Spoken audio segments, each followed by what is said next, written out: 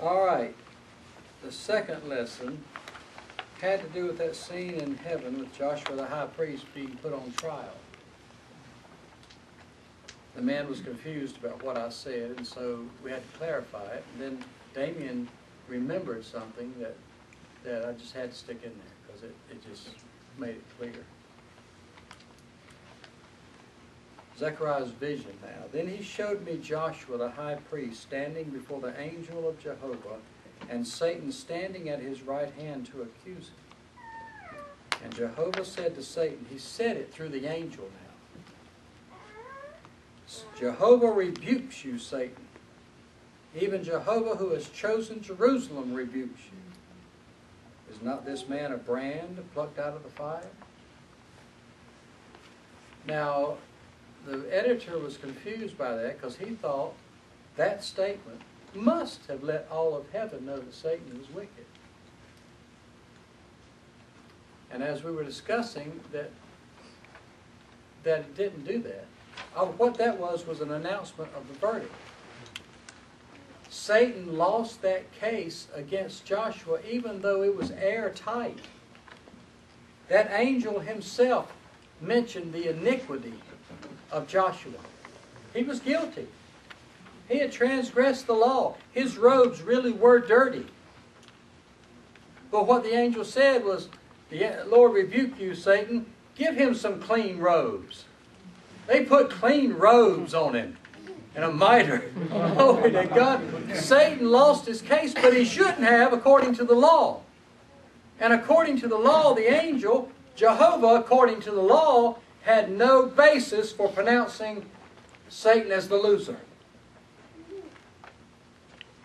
But the point is, Damien remembered this, hundreds of years before this scene, in the book of Deuteronomy, when Moses died, Satan and the archangel Michael, who is the prince over Israel, got into a quarrel over the body of Moses. Deuteronomy does not tell us this. It's found in the book of Jude in the New Testament. And in that quarrel, it had to end when it got to this Jehovah, when Jehovah got involved. When Michael said when the archangel Michael said to Satan, "The Lord rebuke you." Jude says he said it. He said he didn't bring a railing accusation, getting all heated and yell at him and get into a quarrel. He just said, "The Lord rebuke you, Satan." Now think about that. That happened hundreds and hundreds of years before this scene in Zechariah. Zechariah is one of the last Old Testament prophets. So it may have been 500, 600, 700 years before then when Moses died and Michael said, "The Lord rebuke you." So 500, 600, 700 years after Micah said, "The Lord rebuke you, O Satan," he was still in heaven acting as God's prosecutor. Still in his office. Still exalted. Still with power and authority. Still the prosecutor of God's holy law. They didn't know he was wicked. They knew Michael had forbidden him to take Moses' body or whatever he wanted to do with it. When Michael was the prince over Israel, he had some authority about what happened in Israel. They knew that. They knew Michael had said, "The Lord rebuke you." And here they knew the angel of the Lord, the presiding angel in this court, said, "The Lord rebuke you." But where does that tell anybody Satan was wicked?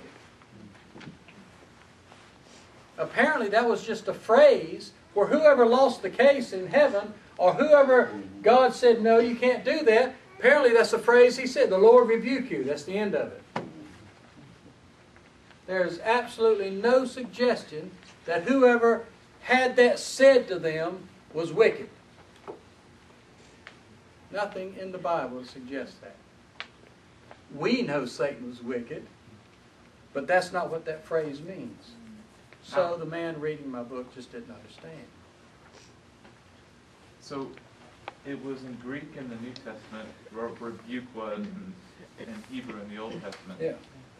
But It meant the same thing. okay, so there was no kind of question whether rebuke's the best word, or No, it's just that's just the expression when the Spirit of God came on one of His heavenly beings and they said, "The Lord rebuke you." That meant the Lord is on my side. That wasn't two ignorant people there debating. Satan knew when that angel said to him, "The Lord rebuke you." He knew that was the end of that. He had lost the case. He might not have understood such mercies. Nothing in the law written about it. High priests needed to die for committing such iniquity. But sometimes God did that. David should have died for what he did. There was no way out, but God put away his sin. Aaron's son died. Aaron's sons dropped dead, and Satan was happy about it because they deserved it. They transgressed God's holy law in His very holy place. So those are the lessons, two of the lessons in particular that stood out in the same day. So see there, Thomas says, if you come a day earlier, I've been right there in the middle of it. Those two things you